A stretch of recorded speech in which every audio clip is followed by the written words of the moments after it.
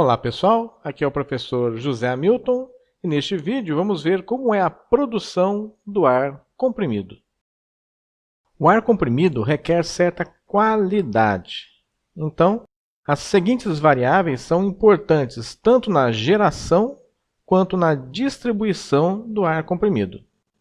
Pressão requerida pelos equipamentos, bem como a vazão necessária para suprir a demanda. Essas duas variáveis estão relacionadas diretamente com o compressor. Além disso, é necessário tomar cuidado com o teor de água, que quanto mais baixo, melhor, para que se evite a oxidação dos componentes pneumáticos. O teor de partículas sólidas, que também deve ser o mais baixo possível, evitando que ocorram travamentos das partes móveis dos componentes pneumáticos, e a quantidade correta de teor de óleo, que é adicionado ao equipamento pneumático para a correta lubrificação das partes móveis. É uma quantidade bem pequenininha. Os eventos que ocorrem na preparação do ar comprimido são os seguintes. Ao comprimir o ar, a sua temperatura se eleva. A água que está contida no ar devido à umidade relativa fica concentrada e transforma-se em vapor. Então é necessário resfriar esse ar comprimido. Ao resfriar o ar comprimido, o vapor se condensa, ou seja, vira água, que tem que ser eliminada. E podem estar presentes partículas sólidas, como fragmentos de óleo do próprio compressor, partículas metálicas que se desprendem do compressor ou da tubulação, e também partículas que foram aspiradas pelo compressor, apesar de existir um filtro em sua entrada. Todas essas partículas devem ser removidas para que o ar fique com qualidade.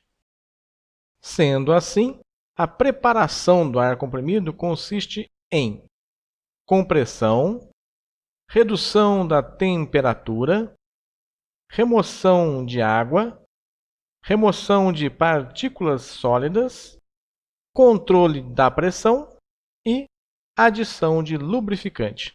Os três primeiros itens acontecem no momento de produção do ar comprimido e os últimos três durante a distribuição, mais especificamente antes de cada equipamento. Vou reforçar essas fases de preparação do ar comprimido usando um esquema. A compressão do ar ocorre por meio de um compressor. Neste esquema temos a representação de um compressor alternativo de dois estágios. O compressor é acionado por um motor elétrico e, neste caso, a transmissão é por polia e correia. A redução de temperatura é feita pelo resfriador, que nada mais é que um trocador de calor que usa água refrigerada. A remoção de água ocorre logo em seguida. Primeiro, há um separador de água, já que, ao resfriar o ar comprimido, a água se condensa e deve ser eliminada. Apesar de remover muita água, o ar comprimido ainda não está seco, então ele passa por um secador logo em seguida.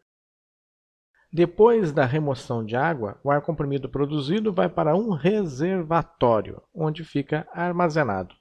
Ou seja, na saída do reservatório está a rede de distribuição de ar comprimido, que abordarei em outro vídeo.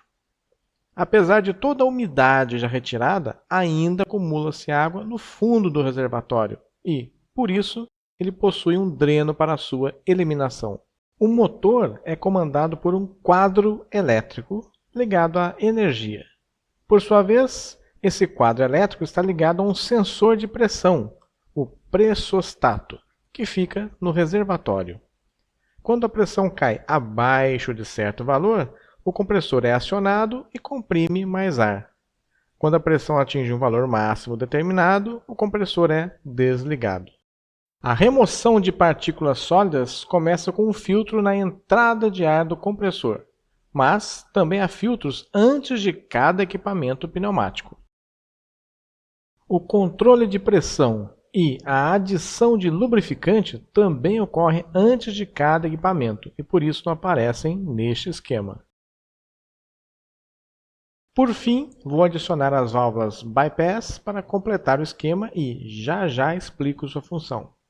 Pronto! Esse é o esquema de produção e armazenamento de ar comprimido. Vamos entender como funcionam essas válvulas bypass. Para facilitar a explicação, vou usar apenas essa parte do diagrama anterior e vou numerar as válvulas como 1, 2 e 3. Em condição normal de operação, as válvulas 1 e 2 estarão abertas, enquanto a válvula 3 estará fechada.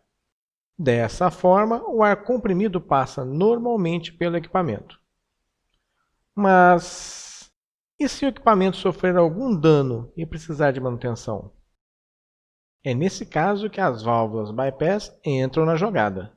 Para colocar o equipamento em manutenção, as válvulas 1 e 2 devem ser fechadas, enquanto a válvula 3 deve estar aberta.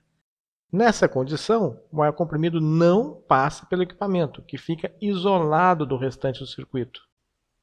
Claro que não é a condição ideal, mas é preferível continuar operando com o ar comprimido não passando por esse equipamento do que ter de parar a produção para efetuar a manutenção. Agora que vocês já conhecem todo o processo de geração e armazenamento do ar comprimido, é importante entender cada um dos componentes que foram citados. São eles: compressor, resfriador, separador de água, secador e reservatório. Mas isso fica para outro vídeo. Até mais!